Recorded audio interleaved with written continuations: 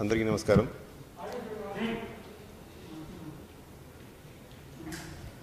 ఇవాళ Covid cases update మనం ఒకసారి చూసుకున్నట్లయితే గత 24 గంటల్లో 1,15,275 టెస్టులు నిర్వహించాం. దాంట్లో 18,972 మంది పాజిటివ్, అంటే నిన్నటి మీద దాదాపు ఒక 5,000 తక్కువ పాజిటివ్ కేసెస్. పాజిటివిటీ రేట్ ఇవాళ 16.46.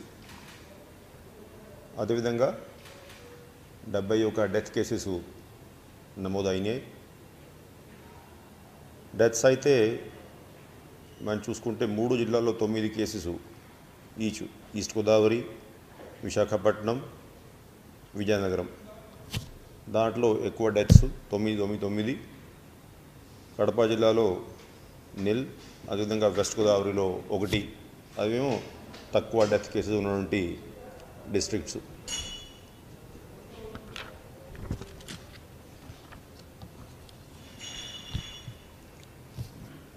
నంబర్ ఆఫ్ హాస్పిటల్స్ ఇప్పుడు రోజువారీగా జిల్లా కలెక్టర్స్ వాటి పర్మిషన్స్ ఇవ్వడము, ప్రైవేట్ హాస్పిటల్స్ ఏమో రిక్వెస్ట్ చేసుకొని ట్రీట్మెంట్ ప్రారంభించుకోవడము, కొన్ని బెడ్స్ కొన్ని హాస్పిటల్స్లో తగ్గించి అదేవిధంగా కొన్ని హాస్పిటల్స్లో ఎక్కువ ఏర్పాట్లు చేసుకోవడము ఇవి జరుగుతూ ఉంది. మొత్తం కలిపి ఇవాళ 599 హాస్పిటల్స్లో ట్రీట్మెంట్స్ జరుగుతూ ఉన్నాయి. ఎక్కువ జిల్లాల్లో ఇప్పుడు ఎక్కువ ఐసీయూ బెడ్ అవైలబిలిటీ లేదు. ఉదాహరణంగా గుంటూరులో ఇవాళ మధ్యాహ్నానికి ఐసీయూలో ఒకే బెడ్, శ్రీకాకుళం 2 బెడ్స్, వైజాగ్ నిల్, అట్లాగా చాలా తక్కువ సంఖ్యలో బెడ్స్ అందుబాటులో ఉండేవి. ఎక్కువ బెడ్స్ ఉన్నటువంటి జిల్లా ఒకటే కర్నూలు. దాంట్లో ఇవాళ మధ్యాహ్నానికి ఇంకా ఐసీయూ బెడ్స్ 324 బెడ్స్ ఖాళీగా ఉన్నట్లు జిల్లా అడ్మినిస్ట్రేషన్ ఇన్ఫర్మేషన్ ఇవ్వడం జరిగింది. కోవిడ్ కేర్ సెంటరు విషయానికి వస్తే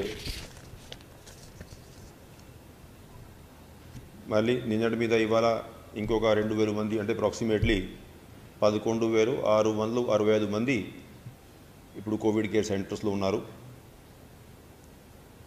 మొత్తం కలిపి మనం 82 కోవిడ్ కేర్ సెంటర్స్ ఏర్పాటు చేసుకున్నాం. దాంట్లో 41,295 బెడ్ కెపాసిటీ పెట్టిన, చాలా చోట్ల ఒక 68 చోట్ల ట్రయేజింగ్ ఫెసిలిటీసు, టెస్టింగ్ ఫెసిలిటీసు ఇవన్నీ కూడా పూర్తిగా మనం ఏర్పాటు చేసుకున్నాం. అయితే ఇంకా ఎక్కువ మంది patients Covid care centres facilities వినియోగిస్తే అందరికీ కొంచెం అడ్వాంటేజ్గా ఉంటుందనేది నేను భావిస్తున్నా. అదేవిధంగా మనం రోజువారీగా చూస్తున్నటువంటి కొన్ని అంశాలు, ఆక్సిజన్ ఇవాళ మనం ఇంకా ఎక్కువ, అంటే మొత్తం కలిపి 447 మెట్రిక్ టన్నులు లిక్విడ్ ఆక్సిజన్ రాష్ట్ర వ్యాప్తంగా ఉపయోగించుకున్నాం. కేంద్ర ప్రభుత్వానికి మనం ఈ పెరిగినటువంటి కేసుల సంఖ్య దృష్టిలో పెట్టుకొని మా అలాట్మెంటు ఇంకా పెంచుకుంటే బాగుంటుంది అనేది ఒకటి రిక్వెస్ట్ పంపడం జరిగింది. అది కాకుండా దీనికి కావాల్సినటువంటి మిగతా అరేంజ్మెంట్స్ ఇందాక మేము నిన్న ఏదైతే నేను మీకు తెలియజేశాను, స్టేట్ లెవెల్ ప్రొక్యూర్మెంట్ కమిటీ ఒకటి నూతనంగా మనం ఏర్పాటు చేసుకున్నాం. దానికి ఇవాళ తొలి సమావేశం ఏర్పాటు చేసుకొని దాంట్లో ఈ కావాల్సినటువంటి కాన్సన్ట్రేటర్సు, అదేవిధంగా ఈ క్రయోజెనిక్ ట్యాంకర్సు, స్టోరేజ్ కోసము, ట్రాన్స్పోర్టేషన్ కోసము, అదేవిధంగా ప్రతి ఒక్క హాస్పిటల్లో, టీచింగ్ హాస్పిటల్ అయితే ఏంటి, మిగతా హాస్పిటల్ అయితే ఏంటి, అన్నింట్లో కూడా పిఎస్ఏ ప్లాంట్స్ కూడా ఏర్పాటు చేయడానికి కావాల్సిన నిర్ణయాలు తీసుకోవడం జరిగింది. ఇంకా ఒక 3-4 రోజుల్లో టెండర్స్ అంతా ఫైనల్ చేశాక ఆ ప్రొక్యూర్మెంట్ ప్రారంభించుకొని, అదేవిధంగా ఇన్స్టాలేషన్కి కావాల్సినటువంటి civil works, oxygen pipe lines ఇవన్నీ కూడా ఏపీఎంఎస్ఐడిసికి ఎంట్రస్ట్ చేయడానికి నిర్ణయం తీసుకున్నాం. మొత్తం కలిపి ఎన్ని కోట్లు ప్రణాళిక, అది ఏ దానికి ఎన్ని కోట్లు ఖర్చు చేస్తూ ఉన్నాం, ఆ వివరాలు నేను మీకు 2 రోజుల తర్వాత డీటెయిల్డ్గా ఐటెం వారీగా ఇచ్చేటువంటి పరిస్థితి ఉంటుంది.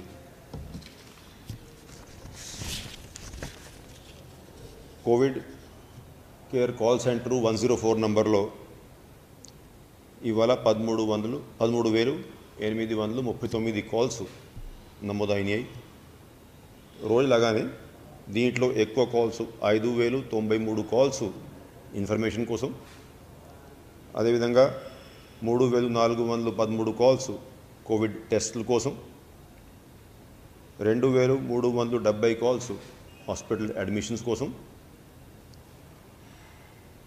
1,768 కాల్స్ టెస్ట్ రిజల్ట్స్ కోసం. ఇవి నాలుగు మెయిన్ కేటగిరీస్ కాల్స్ కోసం వచ్చేటువంటివి.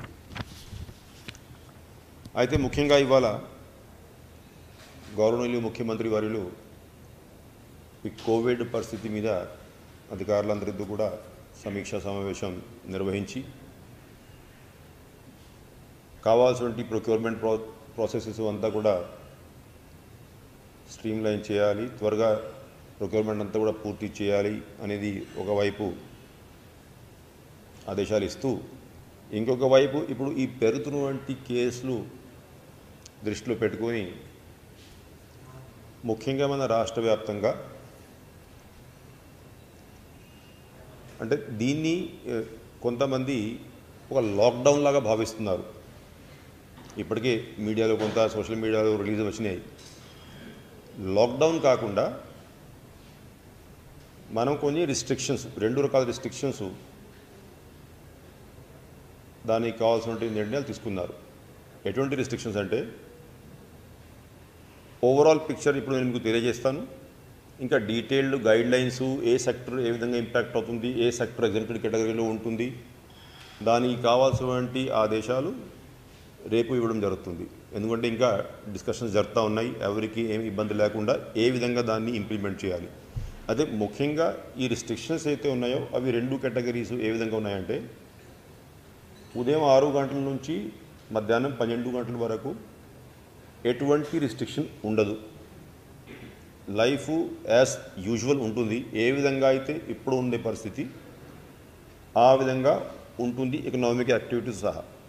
కానీ దాంట్లో ఒకటే రిస్ట్రిక్షన్ ఉంటుంది. ఈ ఉదయం 6 నుంచి మధ్యాహ్నం 12 గంటల వరకు రిస్ట్రిక్షన్ ఏంటంటే రెగ్యులర్ యాక్టివిటీస్ ఏదైనా చేసుకోవచ్చు. ఓన్లీ థింగ్ ఈజ్ సెక్షన్ 144 అమల్లో ఉంటుంది అన్ని జిల్లాల్లో. అంటే 5 కంటే ఎక్కువ మంది గ్రూప్గా ఉండొద్దు అంతే. సపోజింగ్ ఒక షాప్కి వెళ్ళారనుకోండి, క్యూలో ఎవరికి వాళ్ళు డిస్టెన్స్ పాటించి ఐటమ్స్ కొనుక్కోవడానికి నిలబడ్డారనుకోండి, అది వేరే విషయం. గ్రూపుగా ఉండొద్దు. ఆ ఉద్దేశంతో సెక్షన్ 144 ఆ సమయంలో అమల్లో ఉంటుంది.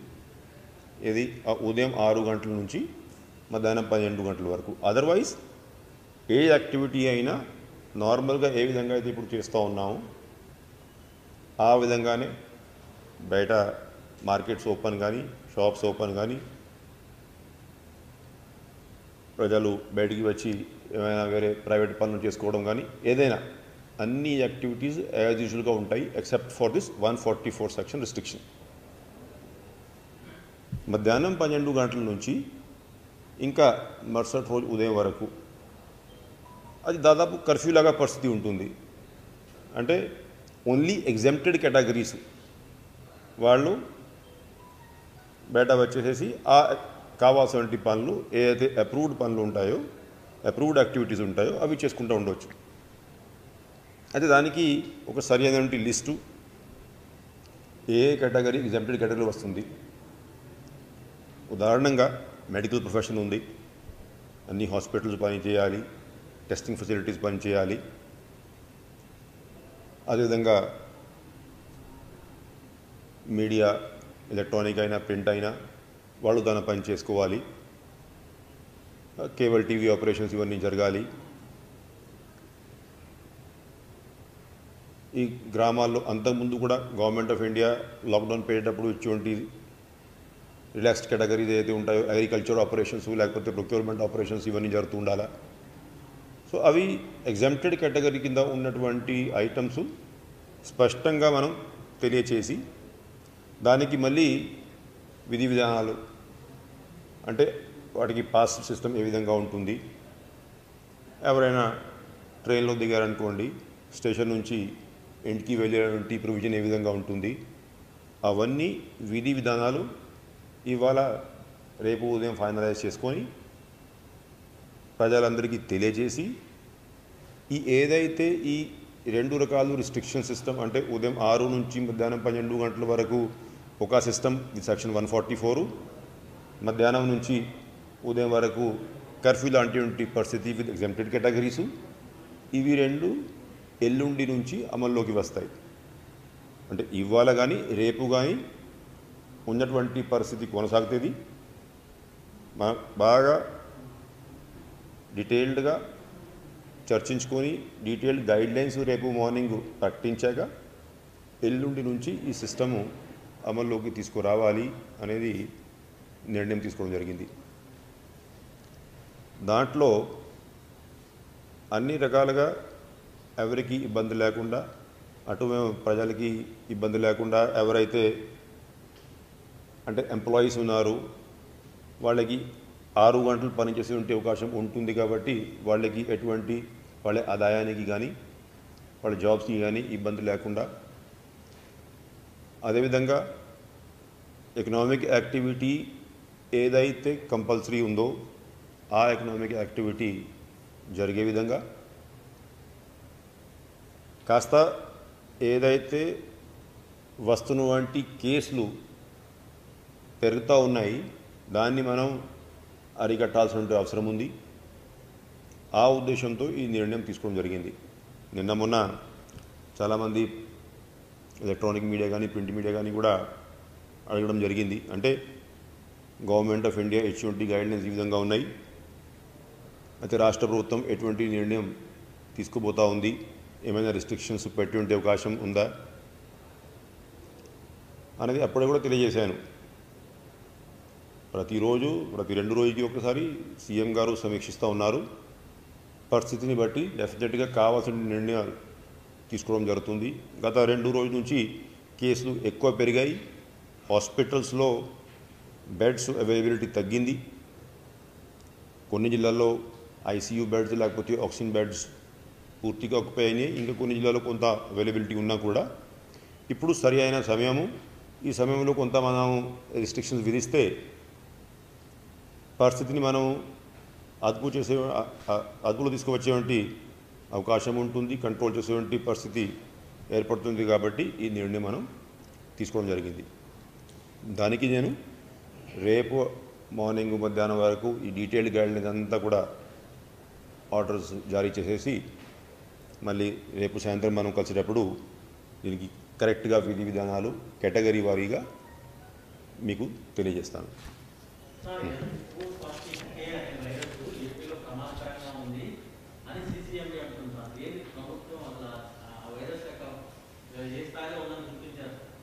ఏది వైరస్?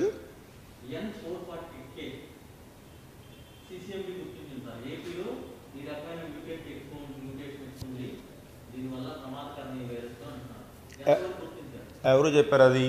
సిసిఎంబి ఇట్లా గుర్తించండి. సిసిఎంబి డాక్టరు మా అధికారులకి ఇప్పుడు ఎప్పుడైతే ఈ ట్వీటు కొంచెం మొదలైందో, ఈ వైరస్ 10 times డేంజరస్ అట్లా ఎట్లా మొదలైందే, అప్పుడు సిసిఎంబి వాళ్ళని కాంటాక్ట్ చేయడం జరిగింది. సిసిఎంబి డాక్టర్ స్పష్టంగా this strain was first detected from Andhra Pradesh samples in July of 2020.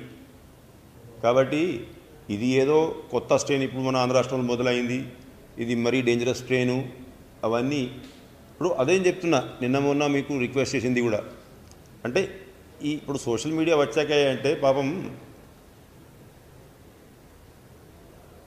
అంటే ప్రజలందరికీ తెలిస్తే బాగుంటుంది అనే మంచి ఉద్దేశంతో అయినా ఇది తెలిసి తెలియక ఈ స్ప్రెడ్ చేసేటువంటి సమాచారం అయితే ఉందో అది ప్రజల్ని ఇంకా భయభ్రాంతం చేసేస్తూ ఉంది. ఆ ఫ్యాక్ట్స్ కనుక తెలిస్తే నిజంగానే ఒకవేళ ఆ సీసీఎంబీ కన్సర్న్డ్ ఆఫీసర్ ఎవరైనా చెప్పి ఉన్నా కూడా బాగానే ఉండేది. ఎవరే ఒకరికి ఏదో ఒకటి తెలుస్తుంది, అది పాపం నిజమా కాదు తెలియదు. ఇంకా ఇటువంటి నెగిటివ్ న్యూస్ కాబట్టి ఇంకా వైరల్ కూడా బాగా ఫాస్ట్గా అయిపోతుంది. అది ఈలోగా మేము క్లారిఫై ఇచ్చేలోగా జరిగే డ్యామేజ్ జరిగిపోతుంది. సో ఇది వైరల్ అయింది కాబట్టి మా అధికారులు, మా డాక్టర్సు, సీసీఎంబీలు కూడా తెలుసుకున్నారు.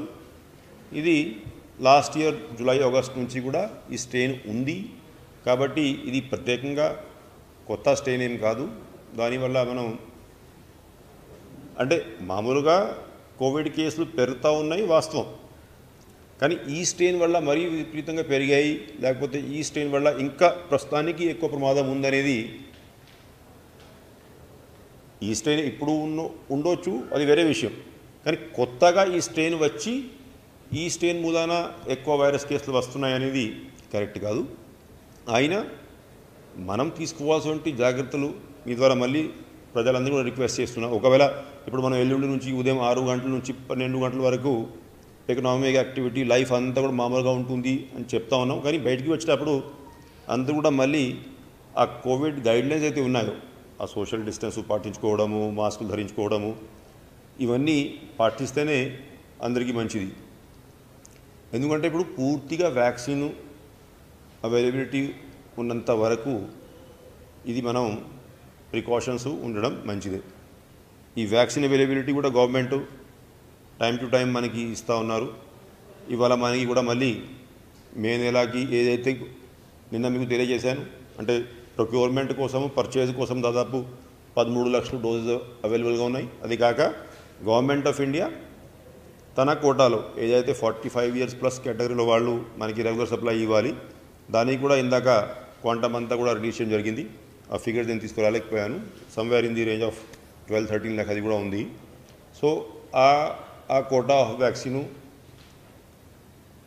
గవర్నమెంట్ ఆఫ్ ఇండియా ఇచ్చేది, మన కోటా మనం కొనుక్కొని ఇవంతా కూడా మనం ఇప్పుడు నుండి priority groups 45 years plus category అయితే ఉందో వాళ్ళకి కవర్ చేసేదానికి ప్రయత్నిస్తుంటాం. ఇంకా కొన్ని నెలల సమయం పడుతుంది. ఇప్పుడు వస్తున్నటువంటి స్టాక్స్ మనం చూసుకుంటే మన రిక్వైర్మెంట్ కంటే చాలా తక్కువ స్టాక్ అది, కాబట్టి ఇంకా సమయం ఉంది. Several months it will take this entire vaccination process. అప్పుడు వరకు మనం ఇది కొంచెము కర్ఫ్యూ తర్వాత ఈ రిస్ట్రిక్షన్స్ విధించినా మొత్తం పరిస్థితి అదుపులో రావాలంటే పూర్తిగా వ్యాక్సినేషన్ అయితే తప్ప ఇది కంట్రోల్ కాదు. కాబట్టి ప్రజలందరూ కూడా ఈ కోవిడ్ గైడ్లైన్స్ పాటించాల్సిందిగా విజ్ఞప్తి చేస్తున్నాం.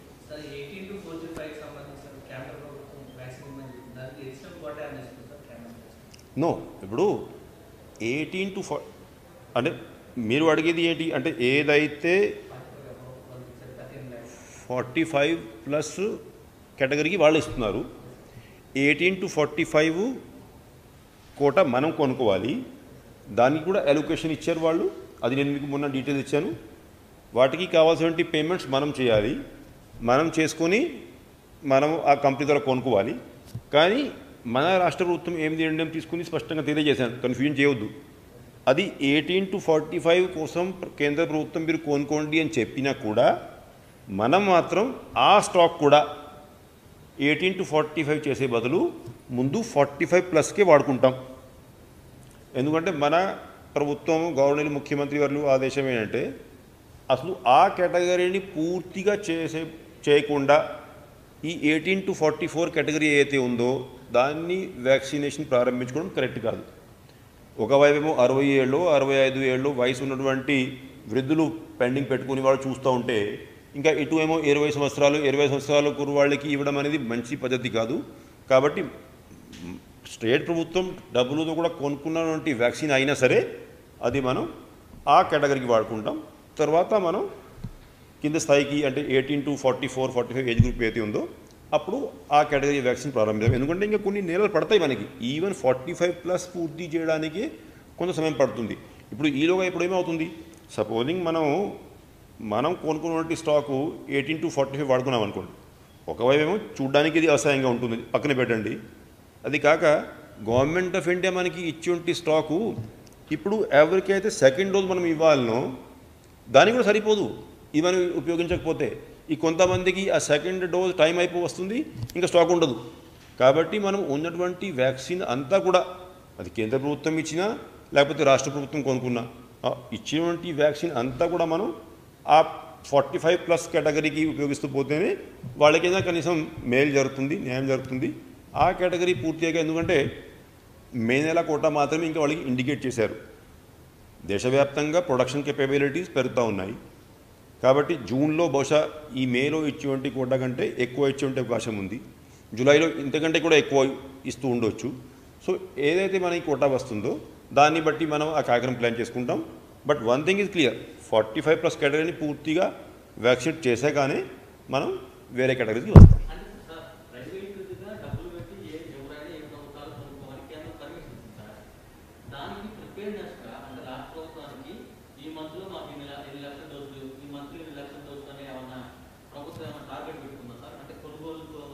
నేను అదే చెప్పేది మీకు, అది క్లియర్గా అర్థం చేసుకోండి. టోటల్ ప్రొడక్షన్లో 50% గవర్నమెంట్ ఆఫ్ ఇండియాకి కంపెనీస్ ఇవ్వాలి. అది గవర్నమెంట్ ఆఫ్ ఇండియా అన్ని రాష్ట్రాలకి 45+ కేటగిరీ కోసం ఇస్తూ ఉంది. Remaining 50% other than government of India ఏదైతే ఛానల్ ఉందో దాని కింద ఆ కంపెనీస్ స్టేట్ గవర్నమెంట్స్కైనా ఇచ్చేయచ్చు, ప్రైవేట్ హాస్పిటల్కైనా ఇచ్చేయచ్చు. స్టేట్ గవర్నమెంట్స్కి ఏదైతే కోటా ఇచ్చిందో, ఏదైతే వాళ్ళు సేల్ చేసుకోవాలి, దానికి కేంద్ర ప్రభుత్వమే రాష్ట్రం వారీగా తెలియజేశారు. ఆంధ్ర రాష్ట్రానికి ఇన్ని, తమిళనాడుకి ఇన్ని, అది మాత్రమే మనం కొనుక్కోగలం, ఇంకా అంతకంటే ఎక్కువ మనం కొనలేం.